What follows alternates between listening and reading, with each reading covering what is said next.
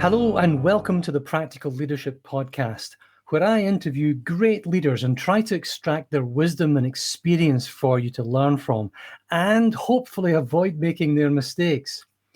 Check out practical-leadership.academy because you want to help your new managers succeed with hybrid or remote working. Michiel Schipperus, thank you very much indeed for joining me. Yeah, thanks for having me. So you are currently the CEO of SanaCommerce. You've been in B2B e-commerce for about 20 odd years. SanaCommerce is from 2007, about 15 years on. Yeah. And you're busy leading the team of about 500 people in goodness knows how many countries, except that you're not, because you're on sabbatical. Exactly. What's that all about? How do you go about taking a holiday? A what? A sabbatical? What does that mean?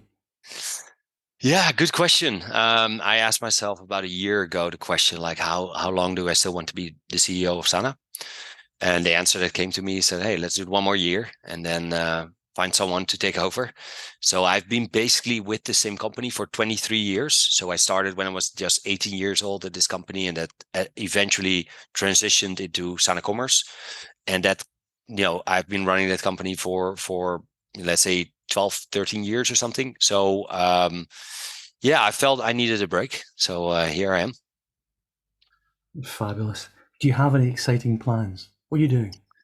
No, not yet. It's only week 3. So I said I'm not making any plans. I would just keep my calendar open and just see what happens. Well, I will be doing some traveling with my family, so I'm really looking forward to that after summer, I think. So, but until that time, I'll just keep things open. That's marvelous.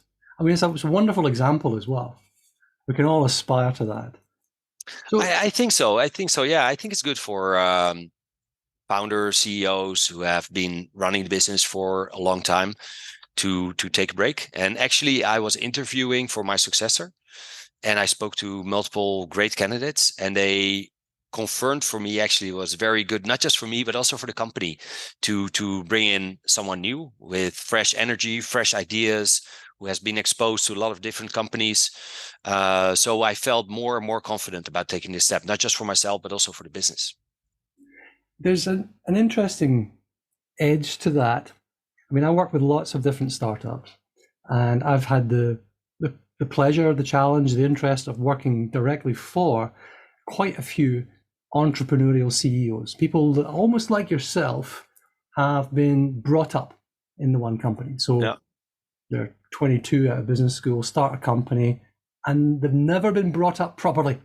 They've never been told or taught how you can and cannot manage people. And typically they're absolutely shit at it. And they bring me in to be the guardian angel around their teams and stop them. It's not abusing their teams. That's horrible. These wonderful people I've worked with, but it's to help them to temper their approach and to sort of tone that down. But you've been working in Sana and its predecessors 23 years. Your journey to being a people manager is quite interesting, because the first person who gave you that job was a very interesting person with great experience himself, and you must have learned a lot. Can you tell us a little bit about that story? Yeah, sure. So I started working for this company when I was just 18 years old, and there was this company was like 30 people, was in the midst of the .com bubble. The person that brought me in was the founder of the business. His name is Jan Jager, and he hired me, and from day one he gave me a lot of responsibility. Even though I was just working there part-time, like 2 days a week, he was giving me a lot of responsibility and just letting me find out what I could and couldn't do. A lot of freedom there. And so for 6 years I studied at the university here in Rotterdam in the Netherlands, and in these 6 years I also had this part-time job, and I had him as my mentor. And the interesting thing happened when so I worked for 6 years as a part-time job. Then in 2005 I graduated, And after being 2 years in a full-time job for the same company, he left and he went into politics. So he became the state secretary of finance in the Netherlands. He later became on the minister of finance in the Netherlands. He became the CFO of KPN, the largest telco in the Netherlands. He was already someone with a lot of talent, a lot of knowledge, experience, and he really taught me a lot from day one. And he really allowed me to make a lot of mistakes throughout these years, but he was always pushing me. He said, if you just give it a try, right? Just go for it. And even if I thought in some cases like, hey, but this is not something that I think I can do, he said, well, just give it a try and see how it goes. And in many situations, it went actually quite well. So, for instance, I recall that one time, I think I worked for the company just like 2 years. So I was 20 years old. I was working there part-time, and there was a team of system administrators, and their manager left. They left the company. So the team was out without a manager, and Jan Kees felt none of the people on the team was able to manage that team. So at some point he said, Michiel, can you maybe take over the team? And I thought he was joking. I really thought, because like I said, I was just working part-time, just 2 days a week. And this was a team of full-time people, very experienced system administrators. And I had no experience in system administration. I thought he was joking, but he wasn't. So that's what I did for, I think, about a year or something, until we hired externally a manager for the team. I managed that team, and I learned a lot, and it went pretty well, I must say. Have you ever put anybody else in a similar position? Yes. It's for me, like I enjoyed this so much that I have made that part of my management practice to, how do you say that? Throw people in on the deep end. Is that how you say it? Like, Yeah, totally. and let's see how to go. And head first. Sink or swim. And I've done it multiple times, where people got a lot of experience because I felt they were up for it. They were capable of doing it. Even in some cases, they didn't know that themselves. I remember a couple of years ago, we were building a new product basically within the eCommerce team. I had also someone just doing the research, what that product should actually be. And then when the research was done, I asked him like, hey, why could you please build a product, basically, build your team, and together with the team, build a product, and you lead that team. And he was like, yeah, do you think I can do that? I said, yes, I think so. And if not, we'll find out as well, and we'll try to help you. And what's the worst that can happen? I think that's one of the fun things and great things of being a startup scale up, that you can fail fast and you can do a lot of these things. And even if things go wrong, they will not have a huge impact on a lot of people or on the business. So you can still do those kind of things. I think one of the most powerful things you can hear from anyone, especially your manager, is, I believe you can do this. Yeah, absolutely. And it's also one of the things I've learned. And it's not just with pushing people to go beyond what they think themselves they can do. It's also, if you give them something to live up to, something you see in them, in general, they will start to believe in it themselves, and they want to live up to that expectations, right? So if I tell someone like, hey, I think you're a great manager, and they'll start to think about themselves like, hey, maybe I am a great manager. I want to be a great manager. I want to live up to the expectation of you that I am a great manager, right? So it's it works in multiple ways, but I've seen it work so well. And some of the most senior managers that we have in our company, they really started also when they were still in school, or when they just finished school, and they got responsibility early on, and they enjoyed it a lot, and they excelled at it, and they grew throughout the ranks. So there are a lot of examples of that in our business. You could say that everything started with me getting in that position when I was just 18 years old and working part-time, and being pushed out of my comfort zone. And I've always felt that I want to pay that forward. So you've carried that almost as the red thread. It's taking talent where you find it and making them work harder than they thought they could.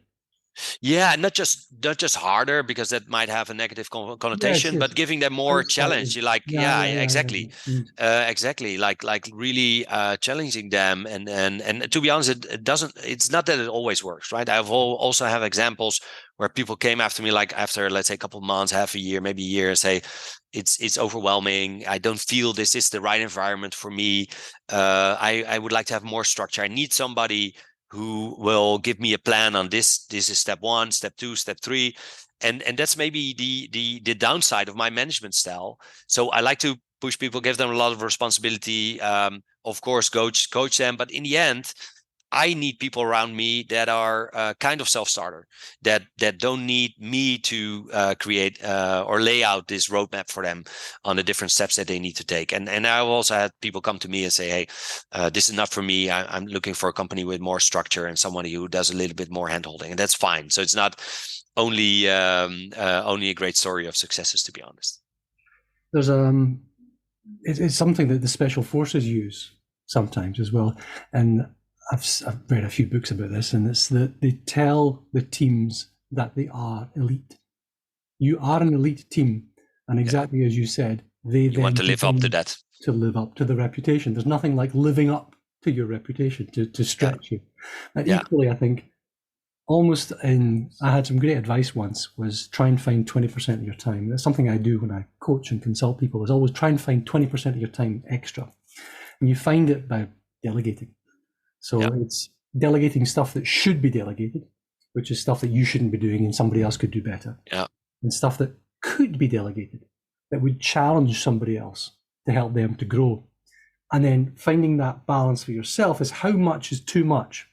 And the advice I got was, if you are not sitting on the edge of your seat going, holy crap, I'm a bit worried Yeah, about this, yeah, then it's not enough. If you're yeah, not uncomfortable with the power that you've delegated, with the tasks that you've delegated, and it's like Ronald Reagan's thing, you trust, you yeah, verify, but you yeah. trust, Do you but mean you on the verify. giving? Do you mean on the giving end that you're on the edge of your seat, or on the Both, receiving end? Yeah, yeah, both. both, Yeah, no, I would say the both. same. I would say the same. Indeed, you will just if you think it's possible, delegate, and then, but also, like you say, check in and make sure that if things go completely off the rails, that you can manage that. But so yes, if you can delegate. But also on the receiving end, what I like is, I think we say it in Dutch, is you have to walk on your toes, stand on your toes to make it happen, right? And there are multiple effects. I think people grow faster, especially the people that like to have a lot of challenges. They grow faster, but they're also more likely to stick around, in my experience. So also now for my successor, I had multiple options. And one option was maybe very experienced, and this person could easily do the job. But then I would be wondering, like, after 1, 2, 3 years, will this person still be engaged and challenged by the job, right? And on the other hand, I had someone who didn't have this exact position before, but I thought that this person could do it. And then I know if he or she takes this role, and has to stand on their toes, like I'm saying, or have to sit at their edge of their seat, like you're saying, they're more likely, I think, to enjoy the journey and to stay around. I think that's a big part of the idea of the tour of duty. So when you're hiring people these Yeah, days, you're not hiring anyone for a job for life, yeah, apart from you.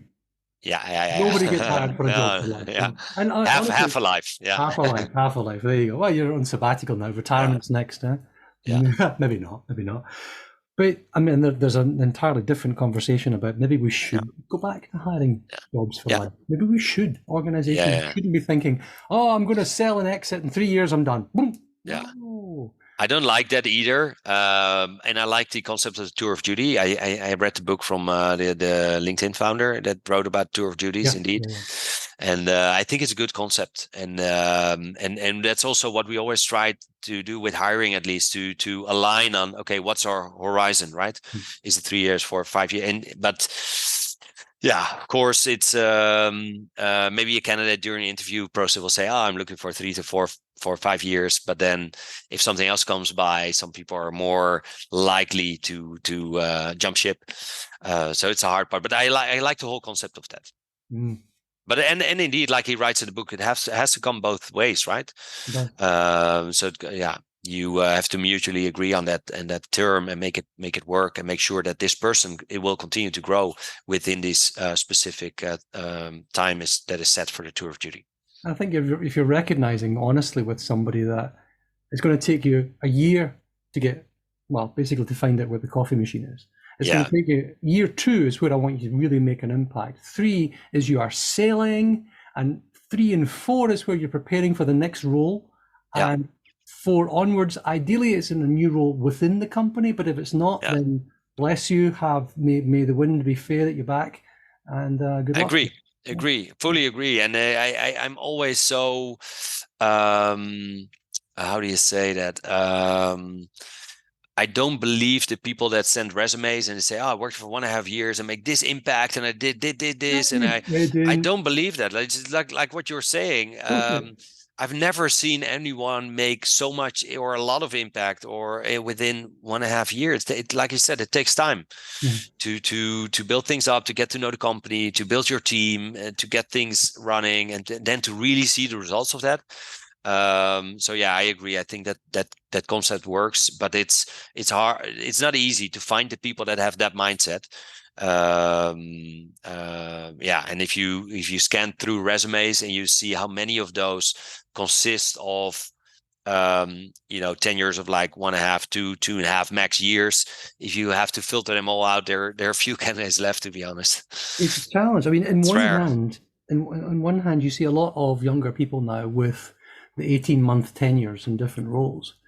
And part of me says, well, that's 18 months not found out, Yeah, right? You've been there for yeah, 18 months, and after 12 months, they said, you're not quite right. We're going to give you a chance. 3 months then, yeah, we really need to double down. 3 months after that, good night, goodbye. yeah, yeah, It's, yeah, it's really hard not to look at it like that. Maybe it's yeah. my age and background and whatever, but Yeah, I agree. it's No, hard to I see. agree. It's Mm, but it's how it works. But it makes it tough to of course grow a business mm. because people that are leaving after 18 months have not contributed a lot. So only Yeah, costing time and money. yeah, and they take all of that in that institutional knowledge with them that they've gathered over Yeah, 18 months. They're only yeah, just and beginning to the learn. relationships they have built Yeah, inside, outside the company, they're all trust yeah, the whole thing. Mm. yeah, If we go back to your idea of you're picking people to push, how do you? And I'm looking for the how to here, right? yeah. How do you pick? What's the sort of characteristics you're looking for when you're looking to choose someone to promote, to push, to? It's yeah, I don't think it's new, but I want people to learning mindset. So what we always do in the interview process, and I would recommend any company to do, is to include at least one part. We call it a business case. So it depends on what kind of role you will be in. We ask you to prepare something, and if you are like in sales, we will do a role play as a business case. If you're in I don't know, in a more strategic role, we'll give you a more strategic assignment that you have to go through, and then we want to see how you actually perform in that specific situation, and that's very relevant. And sometimes we have great candidates we think in the early stage, and we're like, wow, this is the best candidate ever, and then they totally mess up the business case, and we're so happy that we had that as part of the interview process. But in relation to your question, it's even just as relevant to see how they deal with feedback. So, of course, after they did the business case, we'll tell them like, "Hey, this went well. And how they respond tells us a lot about their learning mindset. Are they like eager to learn more about the feedback? How are they taking it? Or do they become defensive? And that tells us a lot because and typically, of course, we hire the people that are very open to feedback, that want to get know, want to improve, that are happy to get the feedback. And in relation to your question, if you want to put people in a position where they have they get a lot more get a lot of responsibility compared to the experience they have had before, you want them to be coachable. and you want them to get feedback not just from their manager but also from their peers. So to have that mindset to not just listen to managers but also listen to peers and to people in their teams, and to be looking for that feedback to improve their game, that's absolutely crucial, I think, for putting people in such or pushing people outside of their comfort zones. So you use the information you've had, the knowledge you've gained through the original recruitment process, and then everything you've seen about them during their tenure up to that point. So, well, if they don't deal with feedback in the right way during the business case process, we don't hire them. Yeah. So I think that's one of the ways to get people in, bring people into the company that have this learning mindset. And that even if they're in a job that is hard for them, that they're challenged, that they will fail at certain points, they will quickly gather the feedback from the people around them to improve. And that's how they can perform or quickly adapt to the new situation and learn and grow. Yeah, yeah. I mean, there's nothing like taking on a team or beginning to be a manager for doubling your workload. And yes, having to learn. Yeah, and then it's key if your manager tells you like, hey, you need to get better at delegating, or and not to be defensive or not feel like, oh, I'm not performing well, but to grab that with both hands, say, hey, that's great information. I want to learn. Please tell me more. How can I delegate more? And that makes all the difference, especially if you're early in your career. And was it hiring the right person eliminates 85% of your people problem? Yeah, absolutely. Absolutely. Yeah. I mean, those are, of course, there's so many people who tell this story, and but I can say myself is absolutely. And that's also why it makes sense to spend more time in the hiring process to be, well, not 100% sure. You will never be. I've hired maybe 1,000 people, maybe more in my tenure, and I still, even in my last years, I've done mishires. So, but in general, to spend more time to be more certain about a hire definitely pays off, especially if they're in a manager position. And we had someone for people that we hired as managers or that we promoted internally as managers. We had an internal business coach, someone that we really trust to make that assessment. And every time we didn't listen to her, we regretted it. Because this is so key. And indeed, if you hire the right people, resolve 85% of your people problem. Well, those people problems, if you hire the wrong manager, will be 5 to 10 times bigger, because you'll have problems with all the people that are in his or her team, and also in the future, in the new people that he or she will hire. So we have had that before, and the manager was gone and the team was there, but then also the team wasn't good. So we were a mess now. We had this heritage that we need to deal with. So if you want to scale a company, you need to bring the right people on board, but especially the right managers. It's I think learning to hire well is a great skill. But like you, I mean, I've made any number of mishires. I mean, I'm terrible about falling in love with people. Love at first sight. Exactly. Amazing. It's wonderful. It's totally. Oh my God, what is he doing in the bathroom? And he's doing a line of coke or something. God. Oh yeah. That's why I was so excited. Right. Okay. Energetic. No, that's a good one. But so if I could give your audience like 2 very concrete tips, there would be in the hiring process, do an assessment where you take, just take something from the day-to-day job and give it to them and let them see how they perform. And second, find someone who you can really trust internally or externally to make the judgment, or is this a manager or not? So that's typically more like an HR coaching kind of person that is able to our business coach does that with role playing, to get to feel how they will respond to certain situations. And that's those 2 tips I think I would give anyone looking to grow the team. I totally back them up. I had a wonderful, wonderful woman called Teresa Wood. And if you're listening, Teresa, how you doing? We should have a cup of tea. Teresa had just the most phenomenal sense of people. She was almost like she would smell them out and say, "No, don't go near them. Don't go there. Don't go there." Yeah. And and like I said, if you make the mistakes there, you're in trouble. And Yeah. No, it's great to if you have such a person that you can rely on. It's very valuable. That's great. So, was there an event or was there a mistake that perhaps taught you the most in your career? Yeah, the most is always putting a lot of pressure, but um, what I've learned is I am someone who didn't experience a lot of hierarchy before when I was younger. I was, like I said, I was working with Jan Kees when I was just 18 years old, and it always felt like I could go to him for anything, and we could joke around and about all sorts of things.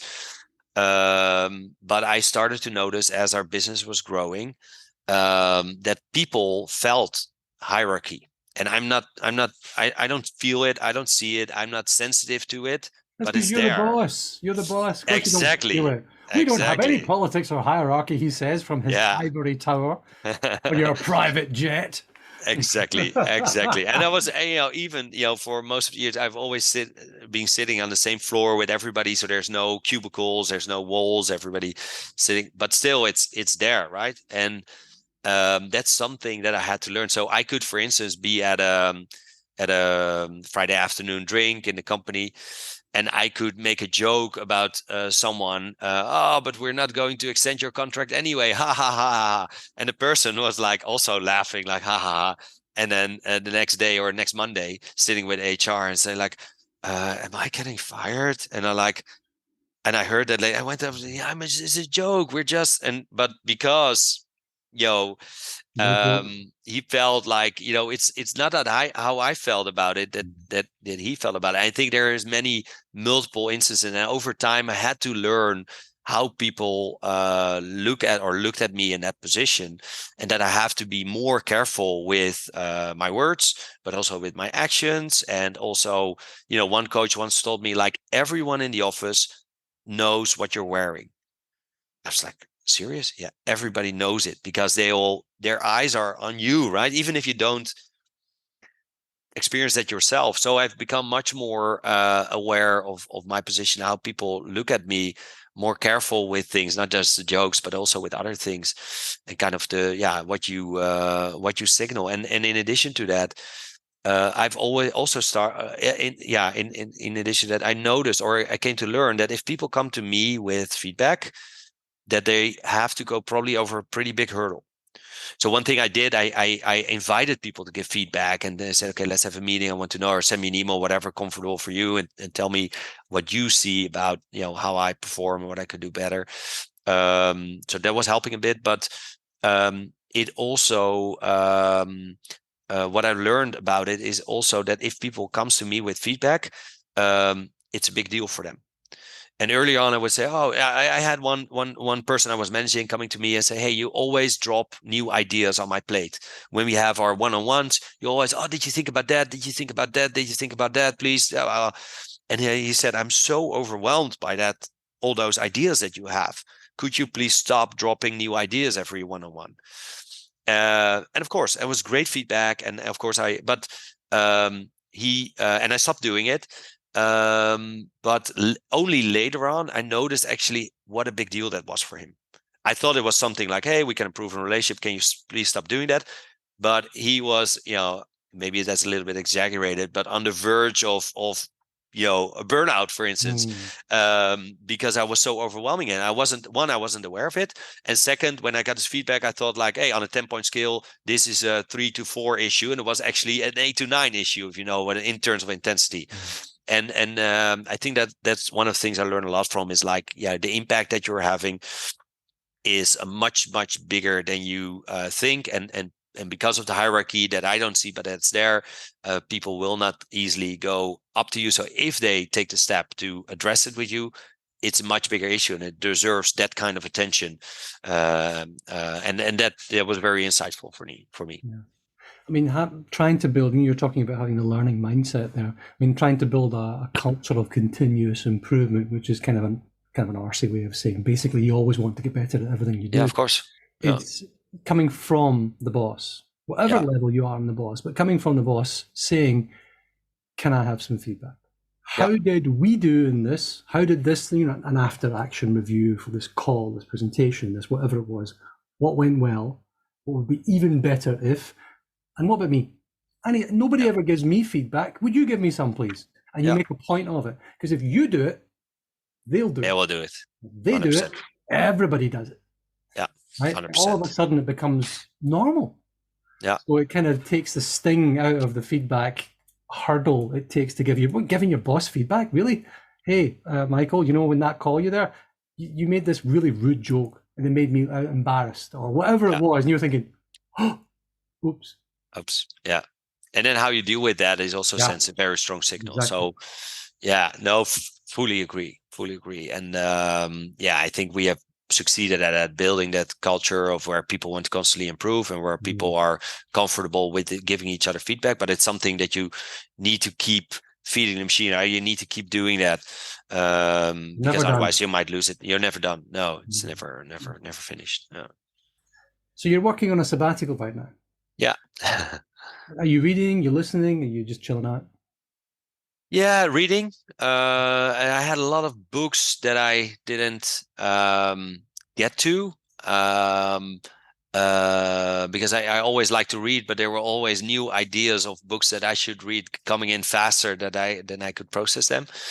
But now I'm kind of like, I picked up a couple of books and I'm not sure in which direction my interest goes. So in the past, it would be all about running a business, improving business and getting topics from that. But I'm not sure if that's the mindset I'm in right now. So I'm kind of, I picked up a few books and after a couple of chapters, I'm like, maybe later. So I'm still figuring out. There's I'm going to make 2 recommendations for you, by the way, right? Good. But I've got a lovely couple of ideas around books because I'm surrounded by books here, and I live to read and to absorb information and to enjoy it. And you try to take things on board, and you read something and then it goes, "Oh, this is fabulous! It's going to change my life!" Straight out. Yeah. You've got to capture it and then do something with it, or speak about it, or write 100%. About it. One of these things. You've got to either do something, write about it, or speak about it. That's the thing. There's a lovely Japanese word I believe is correct. I may well be wrong. It's called sonduko.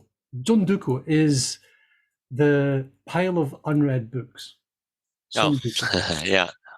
And somebody else introduced me to this concept of fine wine. Now, don't get me wrong, I do like a glass of wine, but you should consider your bookshelf full of unread books in some cases as just the right book, waiting for just the right moment in your life. So you're not going to drink all the wine that comes into your house. Oh my God, I'd be dead. But you want to go to your shelf and pull out just the perfect bottle for the perfect moment. The perfect book. I like that analogy. Perfect moment. So you can go and select just the right thing. So I like that. Michael, what would you like to thank young Michael for having done? Yeah, it brings me back, I think, to what we discussed earlier, to having that learning mindset and that openness to feedback, even if it sometimes hurt a little. Also because, like, for instance, every time when an employee leaves the business, we've always had HR do an interview with him or her and go through the different steps. And it wasn't always easy to read them, especially people are like brutally honest. They were giving us feedback that they normally never gave us. And sometimes it hurted, but it allowed me, I think, to get there, see through their perspective how our company was working and what could be improved. So I'm very happy that I've always continued to read those things, to sometimes speak to those people afterwards, say, hey, give me the feedback. Can you elaborate on that? To continue to ask for feedback, because because I started doing it, I think when I was rather young, it made me more and more comfortable with it over the years. So yeah, I'm happy that I've done that, because it has, at one hand, I've learned a lot from it, and then the other hand, it has built my habit of continuously looking for feedback and making it part of my routine. That's what I was looking for. Wonderful. And lastly, just as we wrap up, where can people find you? Let's say they want to come and work with you, they want to get in touch with you. LinkedIn. Yeah. So look me up on LinkedIn. I think that's the easiest way to connect. Great. Michiel Schipperus, thank you very much indeed for joining me. Yeah, it was nice meeting with you. Thanks, Morten. Good luck, Paul. Good luck. That's a wrap. Thank you for joining me today. Your homework is to leave your 5-star review, and please, any comments you have, you really help me to improve every day, and it also helps people to discover me online. You should check out practical-leadership.academy because you want to help your new managers succeed with hybrid or remote working.